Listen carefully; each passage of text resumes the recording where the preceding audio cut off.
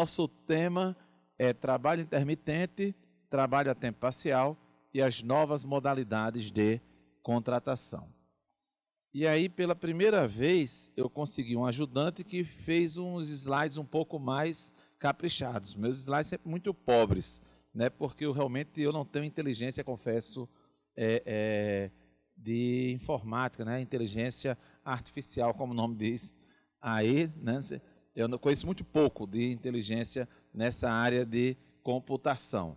E se eu soubesse que era com o professor Antônio Carlos, teria pedido para caprichar mais ainda, porque esse aí é o fera dos feras, né, com esses slides que ele costuma nos apresentar. Mas eu vou começar, eu sei que o tempo é muito curto, e eu preparei aí várias lâminas, digamos assim, então se eu for seguir todo o script, passamos de 1 hora, eu sei que eu só tenho 20 minutos, a essa altura uns 18, né? Então eu vou aqui tentar muito mais trazer uma ideia e um pensamento até em certo modo um pouco dissonante do pensamento do professor Antônio Carlos no final.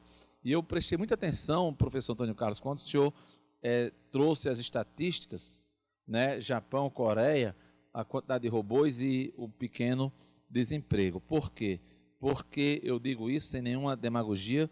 Eu tenho uma preocupação, professor Otávio, de quem eu também tenho uma grande admiração pelo senhor, aliás, não registrei ainda, eu tenho uma preocupação muito grande com essa questão do emprego. Agora, em 2016, eu estive lá pela França, embarquei e já vi assim, me chamou a atenção um pouco o número de empregados das companhias aéreas. Mas há uns 40 dias eu estive de novo lá e o número muito menor. E aí, até que antes você ainda despachava sua bagagem com um funcionário da empresa, né, tal, embora já como a gente já tem no Brasil, já tem as filas, você tem que em estado a já fazer um check-in antes, se não fez em casa, tem que fazer lá no aeroporto mesmo, mas você já chegava lá no guichê. Dessa vez não tinha guichê nenhum. Você, até a etiqueta da sua bagagem, você coloca lá a etiqueta, como já estou implantando aqui. Então, por exemplo, eu fui com minhas filhas e mulher gosta de viajar com muita bagagem, eu nunca vi uma coisa daquela, passar 8 dias, aquelas malas enormes, sabe? Malas enormes da minha esposa e das minhas filhas, eu só tenho filha mulher, agora está chegando um rebentinho. Então, aquelas malas enormes, eu reclamando, né? Porque elas dizem, não, mas deixe que eu levo a minha mala, assim, mas quem carrega sou eu, né? Então, não adianta de nada.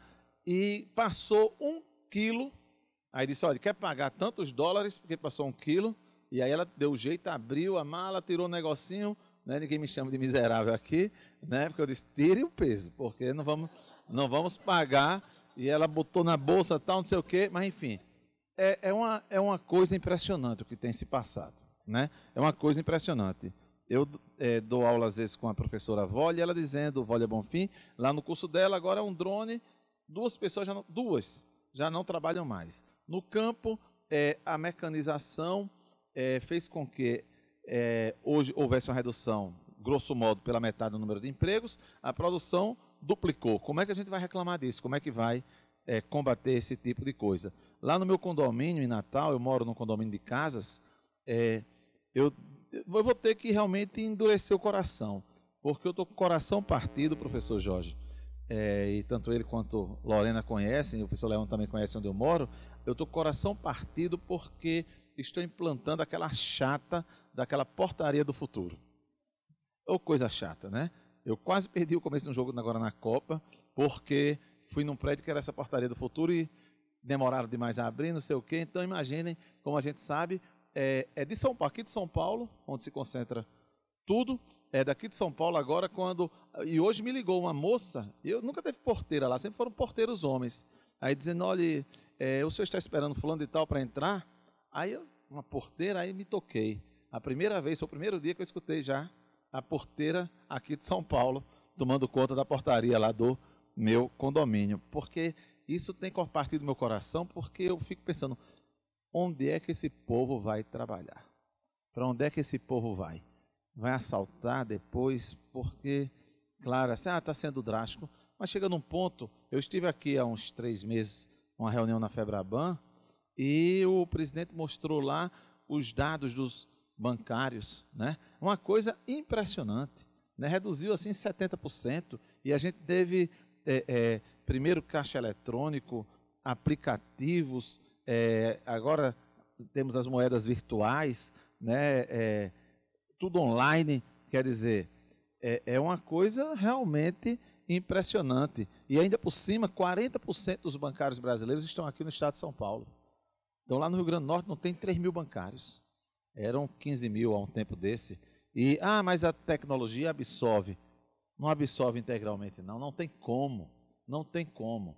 E a gente, ao mesmo tempo, não pode ficar contra a realidade, porque hoje nós temos uma economia, né, como diz o professor Hélio Jaguaribe, mundializada, né, nem só globalizada, e aí nós vamos perder o espaço, aí vai ficar pior ainda. Né? No Rio Grande do Sul, um dia desse, houve um empecilho com uma coisa parecida, tal. Aconteceu o seguinte: pegaram o porto, a própria Petrobras levou lá para a China 10 mil desempregados. E aí, como é que fica? A gente não pode, quando você tem outros mercados enxugando o custo, e isso passa que eu fiquei arrasado quando eu vi o seu slide com aqueles robôs, você não via ninguém, até que apareceu uma pessoa. Né? Tem um colega que o pessoal conhece, o professor Luciano Taide, que foi presidente da ANAMATRA, que é a Associação Nacional dos Magistrados. Eu falando essa história do aeroporto, aí o Luciano me disse: olha, eu estive na Nova Zelândia um dia desse, o negócio é tão civilizado, tem nessa história de área de embarque e de desembarque.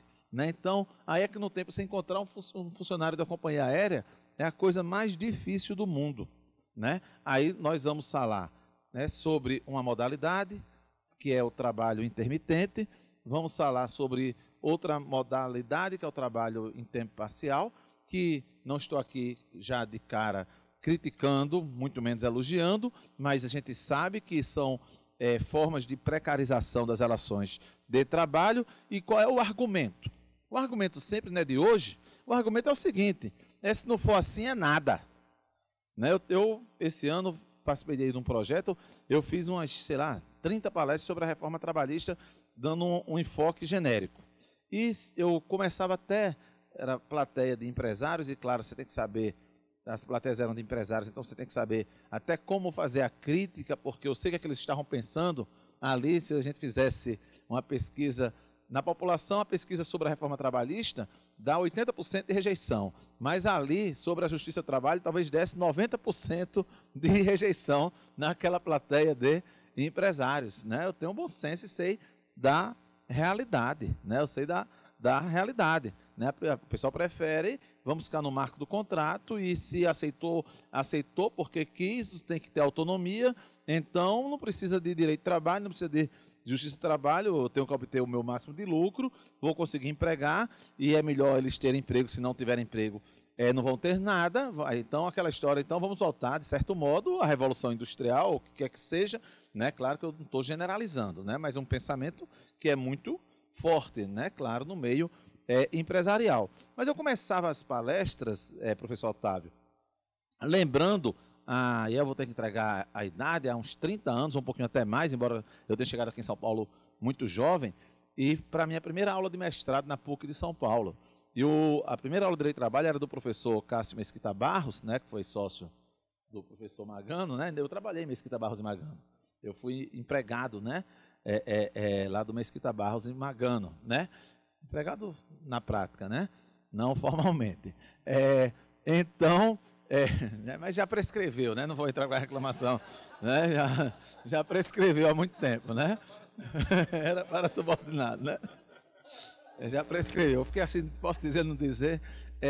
Pois bem, doutor Cássio depois veio a ser meu orientador de mestrado, doutorado, e é um diletíssimo amigo, professor Cássio. E eu ficava dizendo já na primeira aula, que era uma maneira assim de eu começar amaciando a plateia lá dos empresários, ele já dizia, dava o exemplo da Air France, dizia da necessidade, né? Ele dizia: olha, lá na França, na companhia aérea estatal, você tem os empregados que trabalham menos durante o inverno europeu, com menos demanda, e quando chega no verão europeu, com maior demanda, trabalham mais, não tem direito a hora extra, mas em compensação mantêm os seus empregos. Nada mais do que o nosso banco de horas, né? Nada mais do que o banco de horas. Então, essa ideia de flexibilização é uma ideia que já vem daquele tempo, né?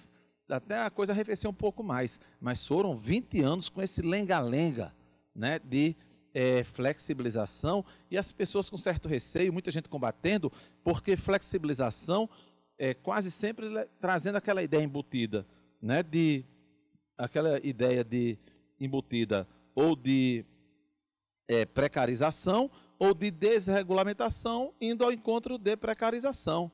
E aí eu coordenei inclusive um livro em homenagem ao professor Cássio Mesquita Barros, onde um dos melhores capítulos, se não o melhor, foi escrito pelo professor Jorge Pinheiro Castelo. Ele usa muito, lá no seu, deve se lembrar, se eu me lembro, ele usa muito assim, temos que fazer a opção, vamos fazer o Estado economês ou Estado, né? Uma expressão que, né? Exatamente, né? Mercado ou nação, ou Estado não economês, né? Então, fala, naquele seu capítulo, você fala na Venezuela, e olha, foi bem antes de Hugo Chávez, ninguém nem imaginar, né? Imaginar as favelas, o que iria vir a acontecer, dos problemas das relações precárias, né? Essa questão de você exteriorizar, uma expressão, a gente já aprendi aqui agora, essa história de realmente de exteriorizar a produção, né? Então, isso é uma coisa muito preocupante, né? E não tem como a gente fugir da realidade. Por isso que a gente fez aquilo ali, e o tema não é automação e inteligência artificial, mas eu comecei por isso trazendo, porque mostrando, já que a gente tem que falar um pouquinho sobre as novas formas de contratação, e isso recebe uma influência inequívoca da questão da automação e da inteligência artificial, né? E aí, aquela pergunta, será uma panaceia ou o início do fim do trabalho, né? Que é uma coisa que a gente tem que discutir. Mas antes de passar, e aí falando da crise do emprego, serei bastante rápido, dessa vez deu para dar uma caprichada um pouco melhor, né? Uberização do trabalho, o Uber, indústria 4.0, e antes de falarmos sobre parasubordinação, para subordinação eu vou falar também, inclusive, eu peguei e também coloquei para subordinação, foi a palestra do professor Otávio, onde ele tocou, mas eu trouxe também, mandei colocar no slide um tópico sobre parasubordinação. Mas antes de falarmos sobre novas formas de contratação, falarmos sobre o tema específico, iremos falar sobre algumas novas formas de contratação, inclusive o teletrabalho.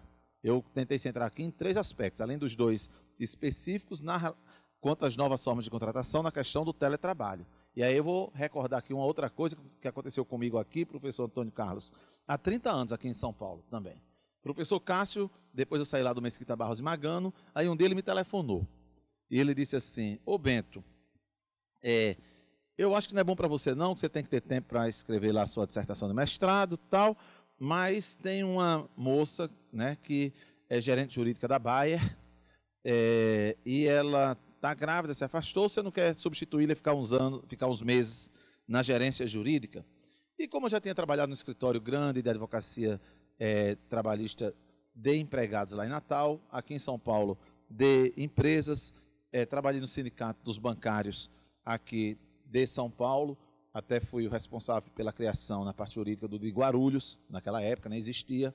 Então, isso é uma oportunidade também de conhecer o que pode ser interessante para a minha formação jurídica, conhecer uma advocacia de dentro de uma empresa. Peguei meu carrinho, morava ali em Perdizes, do lado da PUC, tinha um escortezinho verde, peguei o carro e fui. Disse, não, doutor Cássio, mas eu quero. Tem certeza? Tenho, é ótimo.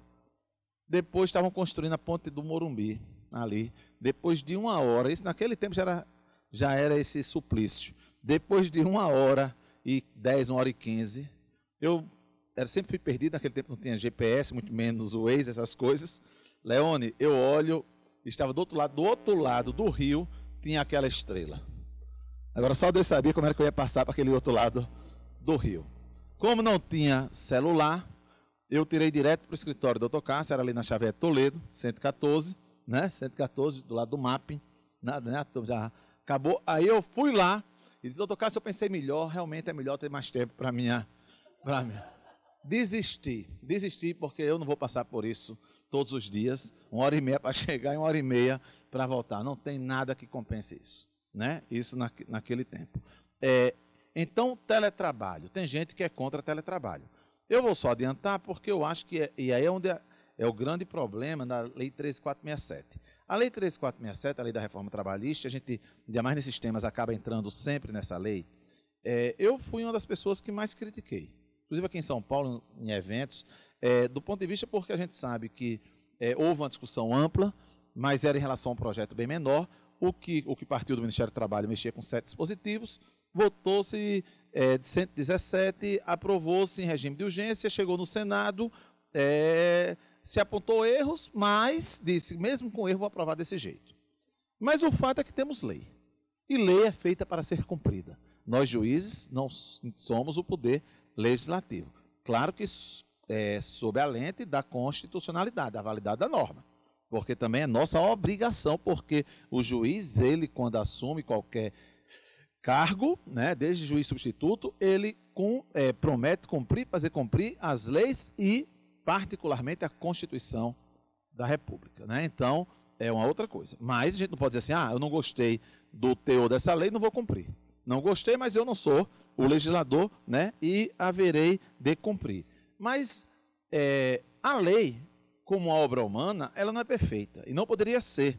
Ora, quando alguém diz assim, você está criticando a lei, não sei o quê, eu disse, olha, o próprio governo achou que a lei era imperfeita, que fez uma medida provisória mexendo em 11 dispositivos. Então, o próprio governo achou que a lei tinha as suas imperfeições, porque modificou. Agora, a medida provisória, ela decaiu. E eu acho que a lei poderia ter tido um pouco mais de paridade em algumas circunstâncias e teve sempre uma perspectiva mais a partir, né, da classe empregadora. Isso é uma realidade. Isso é uma realidade. Tem coisas excelentes na lei, inclusive. Até, eu vou repetir aqui, é uma verdade, cada vez que eu leio, eu encontro menos defeitos, mas tem ainda alguns defeitos que eu vejo, e vou aqui até apontar. E uma das coisas erradas é no teletrabalho. No teletrabalho, na França, a pessoa opta, mas, né, no teletrabalho você não pode fazer alteração como é uma opção do trabalhador, e não é como no Brasil, que você, uma vez optando pelo teletrabalho, o empregador pode depois reverter. Né? E aí, você organizou a sua vida todinha naquela circunstância. Mas ele tem a opção de não querer sair do emprego. Mas não é, quer dizer, aí fica aquela espada de Damocles sobre a cabeça, né, do trabalhador. Não é, a meu ver, um bom caminho. Né? Então, eu começo falando do teletrabalho. Pelo tempo, eu iria abordar, né, eu confesso que eu achei que eram 45 minutos, então eu iria tratar, né, de cada item do teletrabalho. Ali tem a mãe com o bebê trabalhando, tem o sujeito ali, né, meio assim esquisito, tomando banho de piscina e trabalhando, né, a outra na cama e por aí se vai, né? Mas o teletrabalho, a gente tem que lembrar que antes da Lei 13.467, já tinha uma lei que dizia: não se distingue entre o trabalho realizado no estabelecimento do empregador, o executado no domicílio do empregado e o realizado à distância, desde que estejam caracterizados os pressupostos da relação de emprego. E eu cheguei, Leone, como juiz, a condenar empregador em horas extras, mesmo em regime de teletrabalho, pela questão, eu sempre fui muito rigoroso com isso, trabalho externo, não tem direito a hora extra de jeito nenhum, sem fiscalização, não tem direito a hora extra de jeito nenhum, mas se o volume impõe, porque o bem jurídico aí, né, o bem jurídico a ser tutelado é a saúde do trabalhador, dentre outras coisas, mas é o principal. Né? Tem outros bens também, como o não enriquecimento sem causa do empregador, mas o bem jurídico maior é a saúde realmente do trabalhador. E se impõe uma carga extraordinária, absurda de trabalho, então eu só quero o resultado, tem que fazer tudinho. No final do dia, ou no final do mês, ou no final da semana, tem que estar tudo feito. Mas eu não vou fiscalizar nada. Não tem direito a hora extra. Mas qualquer pessoa, para fazer aquilo ali, tem que trabalhar 12, 13, 14 horas por dia. Então, não acho que seja justo a pessoa não ter direito às horas extraordinárias. Né? Aí, diz os meios telemáticos, equiparam para fins de subordinação aos meios pessoais diretos de comando. Né? E aí chegamos na Lei 13.467, né? Dizendo que a prestação de serviço pelo empregado em regime de teletrabalho observará o disposto no capítulo, né? Conceitua o que é teletrabalho, o parágrafo único do 75B, dizendo: o comparecimento às dependências do empregador para a realização de atividades específicas que exijam a presença do empregado no estabelecimento não descaracteriza, né, o regime de teletrabalho, né? No parágrafo primeiro, que é para mim uma crítica, ele diz: poderá ser realizada alteração entre regime presencial e de teletrabalho, desde que haja mútuo acordo entre as partes, registrado em aditivo contratual. E a questão, como eu falei há pouco, é que na prática é uma imposição. É uma imposição. E aí, mas aí o empregado vai se opor. Já dizia Arnaldo Sequinde que os dois principais dispositivos da CLT são o artigo 9º, que garante a efetividade do próprio direito trabalhista, e o 468, que é com aquela presunção absoluta de vício de consentimento, e presumindo-se que o empregado, quando aceita algo que lhe seja prejudicial, ele foi coagido, né, para assim o fazê-lo. O parágrafo 2º poderá ser realizada a alteração do regime do teletrabalho para o presencial por determinação do empregador, e aí é onde está o problema. Porque no primeiro, a gente vai dizer, mas ele pode ser coagido.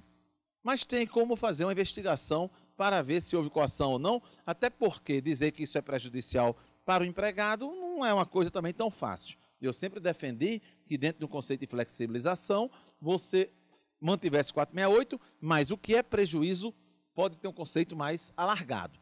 Mas no parágrafo 2º, esse sim, né, objeto de crítica, pode ser realizada por determinação do empregador, então, unilateralmente, com o prazo de transição mínimo de 15 dias.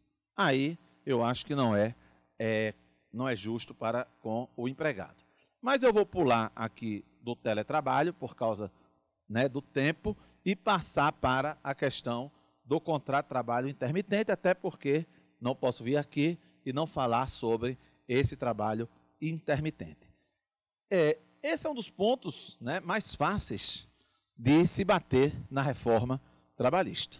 É aquela questão da lactante, que eu também até acho que aquilo ali pode ser até benéfico para a empregada. Vamos supor, por exemplo, uma médica vai perder o emprego, mas vai ser readaptada para outro canto, né? Então, assim, apenas acho que como a medida provisória colocava a necessidade de apresentar um atestado para trabalhar, era algo bem melhor do que como na lei, que diz que para não trabalhar é que tem que apresentar o atestado, né? Mas, a meu ver, os pontos onde, além da questão, né, do tabelamento do dano extra patrimonial, são os pontos mais sensíveis em relação a que possa o Supremo até, eventualmente, se manifestar.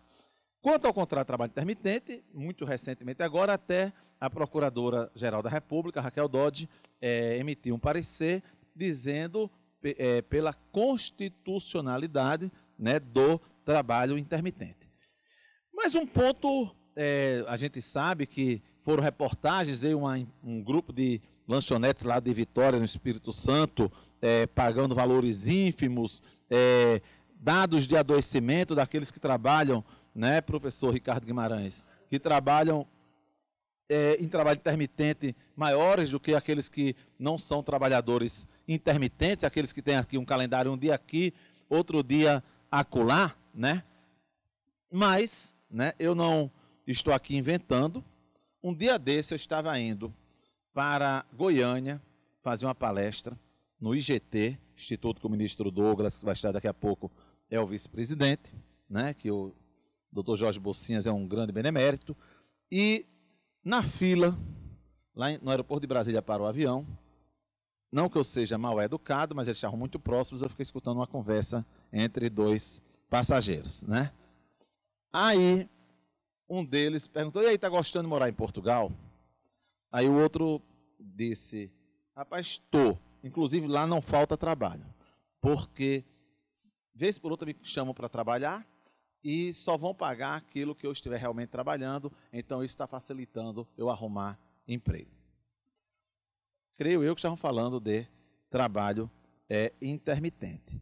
Eu procuro não ser ideológico, não só como magistrado não pode ser ideológico, mas mesmo como professor, claro, todos nós temos as nossas ideologias, mas tentar ouvir, né, os dois lados e tentar ter uma postura de comedimento e acabar com esses maniqueísmos que hoje estão na origem dos problemas que nós estamos vivendo, né, aqui em nosso país. Né? Esse clima, né, ou é uma coisa ou é outra, se pensa diferente é o inimigo, e aí acabou-se a conversa e às vezes até a amizade e a boa relação.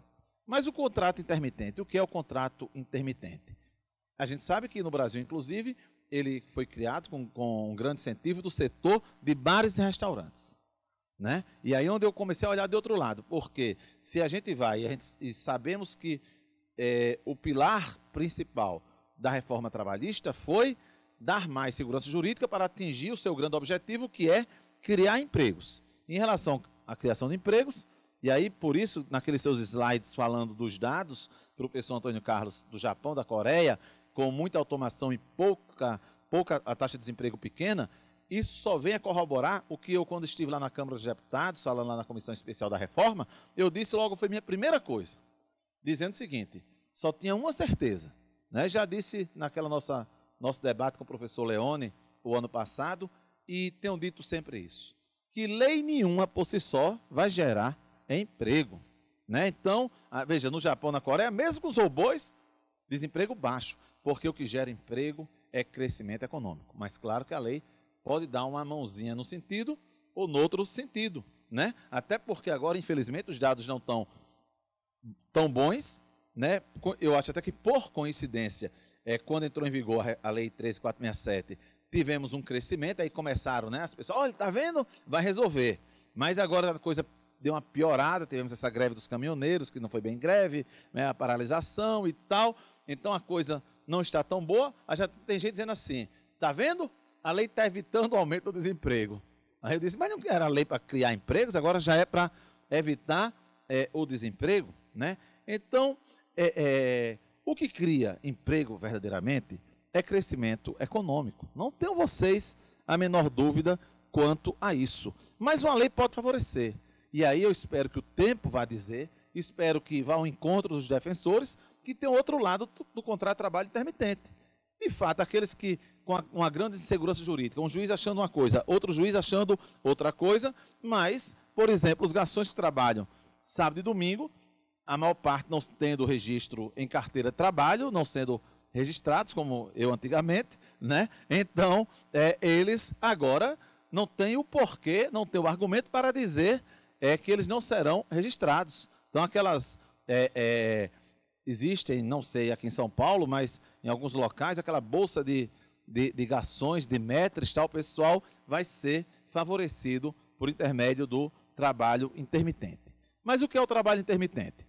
O artigo 443, ele já dizia, né? O contrato poderá ser acordado tácito ou expressamente, verbalmente ou por escrito, por prazo determinado ou indeterminado. E ponto final. Agora, temos a vírgulazinha e diz, ou para a prestação de trabalho intermitente. E o parágrafo 3º diz, considera-se como intermitente o contrato no qual a prestação de serviços com subordinação não é contínua. Então, trabalho intermitente é subordinação, mas teríamos a não continuidade. Aí eu me lembro, naquelas teorias para se enxergar a não eventualidade, alguns falam em descontinuidade. Naquele livro do professor Amauri, Iniciação, né, ele coloca, né, as 4 correntes, né, dizendo da fixação jurídica seria a principal, mas ele coloca lá a teoria da descontinuidade. E muitas vezes aquela dúvida, aí tem a questão do emprego doméstico também, não dá tempo de eu falar com vocês, né, com mais profundidade, né, mas o que é continuidade, o que não é continuidade, às vezes a gente precisa ter mais cuidado para decifrar isso, né? Ocorrendo com a alternância de períodos de prestação de serviços e de inatividade, determinados em horas, dias ou meses, independentemente do tipo de atividade do empregado e do empregador, exceto para os aeronautas regidos por legislação própria. E aí, claro, se a gente for ler isso aqui, né, vai chamar a atenção 2 coisas. Primeiro, o seguinte, e aí, aquele eventual artigo 2º da CLT, o requisito da não eventualidade desistiu, porque agora até os eventuais vão ter relação de emprego ainda que seja com um emprego intermitente, ou é uma nova categoria, né? Mantém-se o artigo 2º e temos agora a intermitência. É uma pergunta difícil de se esclarecer. E a outra coisa que chama a atenção é a questão dos aeronautas. E quem tiver a memória boa vai lembrar que os aeronautas, na véspera da votação do relatório, né, do deputado que é nosso conterrâneo, meu e de Jorge Bocinhas, quando ele foi apresentar, né, aí ele tirou os aeronautas porque houve uma pressão enorme. Eu, como tenho intimidade com ele, porque fizemos colégio marista juntos, estudamos juntos, eu brinquei com ele na época. Eu disse, eu queria ver se realmente você iria enfrentar os aeronautas. Eu estava com medo dos aviões que você iria voar, porque, exceto para os aeronautas, porque tem legislação própria, mas e os outros que têm legislação própria, que tem um bocado de categoria, né? E os outros? Por que só os aeronautas, né? Ele é muito corajoso, mas nessa pergunta me deixou sem resposta, né? Porque eu acho que não tem nem o que dizer. Claro que foi, talvez a única pressão política que funcionou foi a dos aeronautas, né, para quem era contra alguma coisa na lei da reforma trabalhista. Porque em relação ao imposto sindical, ele me confidenciou, mas não precisaria confidenciar, a pressão foi, né, não vou dizer o nome, mas tem um deputado federal aqui de São Paulo que é ligado a uma central sindical, que ele disse o que, eu não vou dizer quem é, né? Mas o que ele disse que a pressão desse então em cima foi uma coisa assim de outro mundo, né? Mas resistiu. Mas nos aeronautas a coisa não teve jeito, né? Às vezes a gente tem medo quando o avião balança, a gente tem medo, né? E vocês sabem que logo depois da lei da reforma, aprovou-se aquela lei dos aeronautas proibindo a terceirização, né? Logo em seguida. Veja, na contramão do movimento todinho, porque um pouquinho antes tinha se aprovado a terceirização ampla, geral e restrita, o que o Supremo aí parece que vai escancarar a tendência, apesar de estar 4-3, mas quem conhece, quem vai votar ainda, sabe que a tendência é do escancaramento. E aí, eu me lembrei que há uns 10 anos, tem uma juíza, saiu agora, há uns 4 anos, lá da Suprema Corte Americana, chamada Sandra Day O'Connor, ela proibiu uma dispensa coletiva que tinha sido fundada para substituição por terceirização. E tem uma turma que adora pegar os Estados Unidos. Os Estados Unidos não tem férias nem 13º salário. É o primeiro argumento que a turma fica usando. E só quer falar dos Estados Unidos e o resto do mundo, né? Então, nessa área tem muito isso desse americanismo, né? No trabalho intermitente, o regramento, apesar de, no contexto, a gente achar que é amplo, mas deixa muitas lacunas, muitas coisas abertas e muitas dúvidas que só o tempo irá esclarecer. Repetindo que eu tenho uma convicção que o Supremo vai dizer que o trabalho, mas claro, é um achismo intermitente, ele é constitucional, mas pode eventualmente fazer alguma declaração conforme, né? Então pode fazer algum ajuste. Então, diz o 452A, deve ser celebrado por escrito, claro, quando houver precarização, e não deixa de ser precarização, tem que ser escrito, conter especificamente o valor da hora, que não pode ser inferior ao valor do salário mínimo hora, ou aquele devido aos demais empregados que exerçam a mesma função em contrato intermitente ou não. Uma coisa boa, uma preocupação, né? E uma coisa boa que não pode haver diferença de pagamento. O empregador convocará, informando qual será a jornada, com pelo menos 3 dias corridos de antecedência. O empregado terá um dia útil e o empregador, se tiver bom senso, chama com mais antecedência, né? Ele disse aceita ou não. A recusa não descaracteriza a subordinação. Aceita, e esse parágrafo 4º realmente gera muita crítica, diz que não aceitando, a parte que descumprir sem justo motivo, pagará no prazo de 30 dias multa de 50% da remuneração que seria devida, permitida a compensação em igual prazo. Quer dizer isso? Então chamei, né, nosso amigo aqui para trabalhar na minha empresa 2 dias, iria receber R$1.000, vai receber só 500. Claro que um salário bom, né, para 2 dias. Só vai receber 500. Ele chega lá e o empregador diz, você não vai ter que trabalhar não, desisti. Só paga 500. Aí né? Alguns criticam. Poxa, mas ele abriu mão de receber 700 em outro local. Me parece mais lógico que, nesse caso, deveria receber integralmente. Por outro lado, eu vou, quando chega não vai. Gera um prejuízo para o empregador, porque talvez ele tenha que pagar mais para outra pessoa, porque em cima da hora outra pessoa diz, olha, só vou agora por mais o valor fora a desorganização. Agora, você diz assim, vou aplicar uma multa no empregado, podendo até descontar um crédito dele, quer dizer, mais uma outra hipótese de multa, é uma coisa dentro de, a gente sabe, os valores dos salários, o quanto são baixos os nossos salários numa média, é uma coisa que choca um pouco. Mas tem outra coisa que a doutrina e a jurisprudência irão enfrentar. E que tipo de falta? Ora, a falta justificada não pode ensejar essa multa. Ele adoeceu, não pode trabalhar, né? Se ele está doente. Então isso pode gerar algumas coisas e não se lembrou de fazer talvez um esclarecimento, já que a lei foi sempre em busca de segurança jurídica, poderia ter sido um pouco mais detalhista nesse aspecto, né? Ao final, o empregado tem que receber remuneração, férias, 13º, repouso, adicionais legais. O recibo tem que ter discriminação, né? Aqui eu estou acelerando. Aí, algumas dúvidas ficam.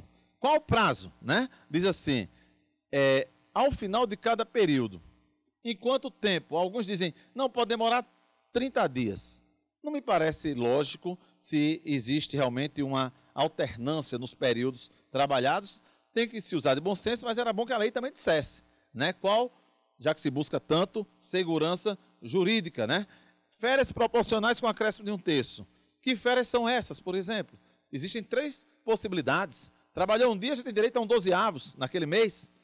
Só teria direito a partir de tantos dias trabalhados, né, naquele próprio mês, ou então você vai somando para chegar ao direito às férias proporcionais. Então, tem muitas coisas que vai se precisar ainda esclarecer.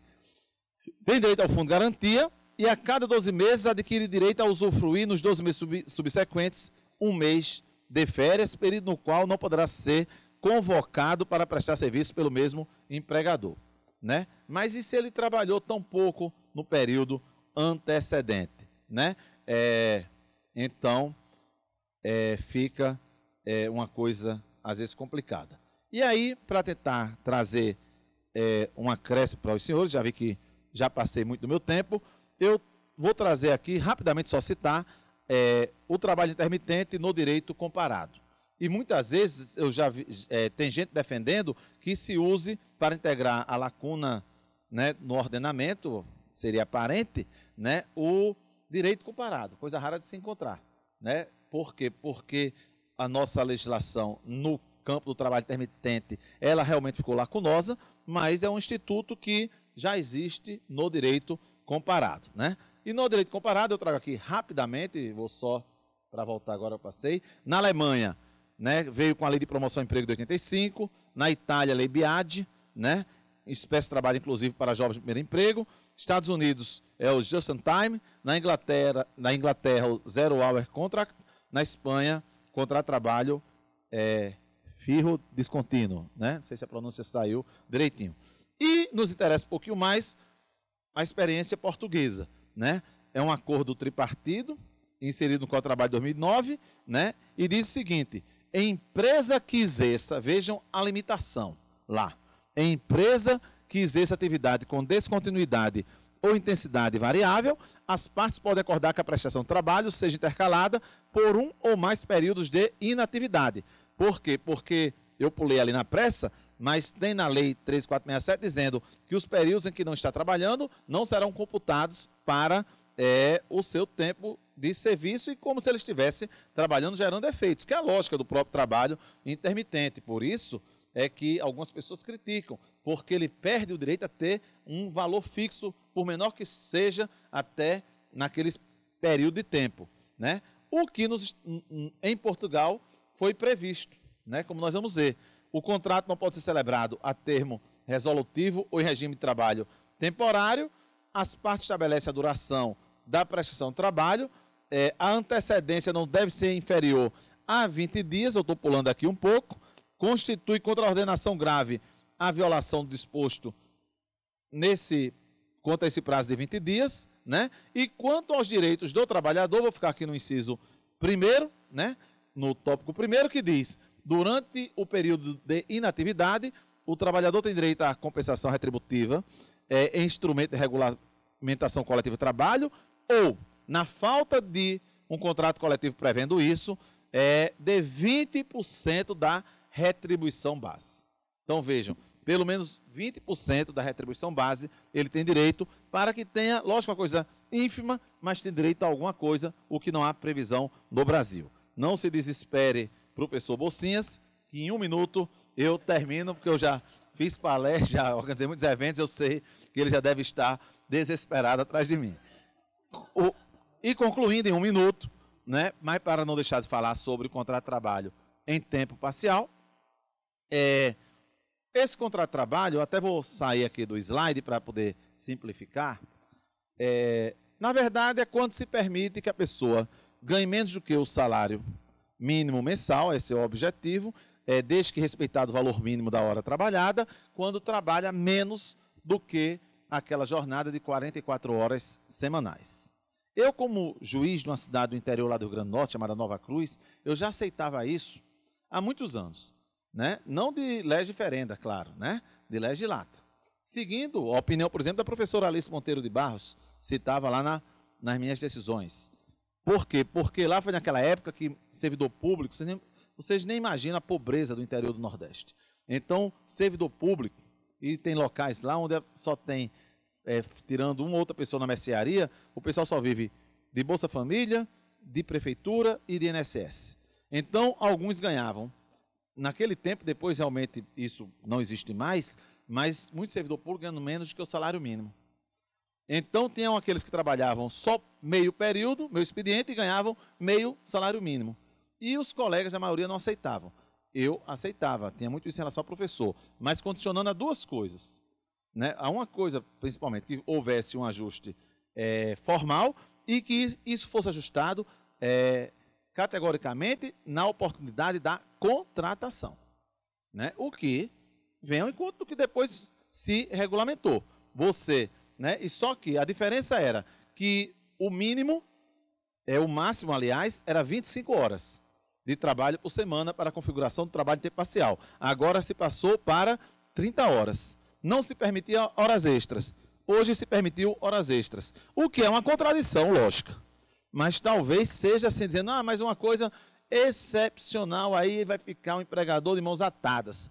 Mas a gente não pode fazer a norma por essas excepcionalidades. Então, realmente é um outro ponto que eu acho que a reforma pode ser realmente esse dispositivo criticado, a permissibilidade de se fazer horas extras. Mas o argumento é justamente você inserir no mercado empregados que talvez não estivessem empregados se não fosse sob essa condição.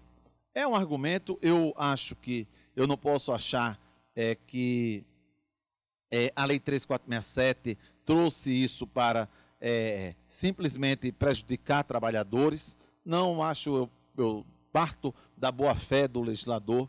Ele tentou realmente fazer uma legislação porque precisava realmente de alguma atualização. Trouxe esses instrumentos, um já existia, né, que era o caso do trabalho em tempo parcial. O intermitente veio uma novidade em nosso país, mas não em outros países.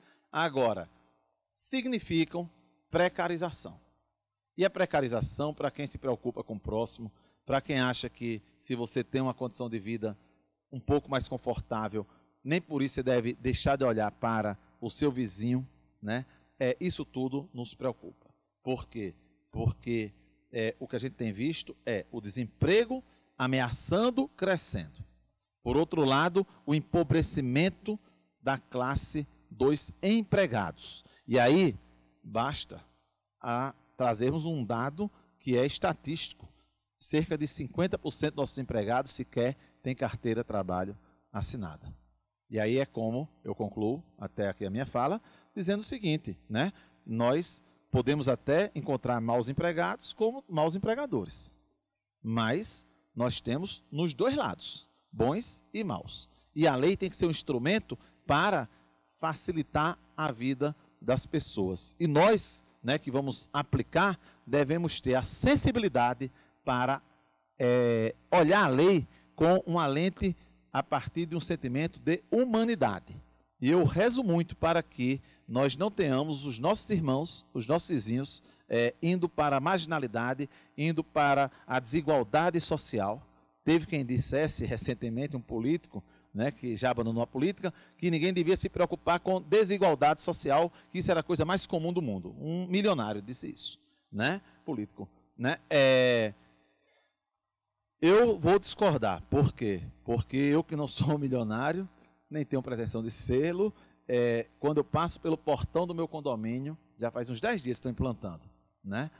Quando eu passo pelo portão do meu condomínio, toda vez eu sinto uma dorzinha pequena no meu coração, porque a turma vai fazer o que da vida, né? Então, a gente tem que torcer para que o mundo fique cada vez um pouquinho melhor. Obrigado, né, pela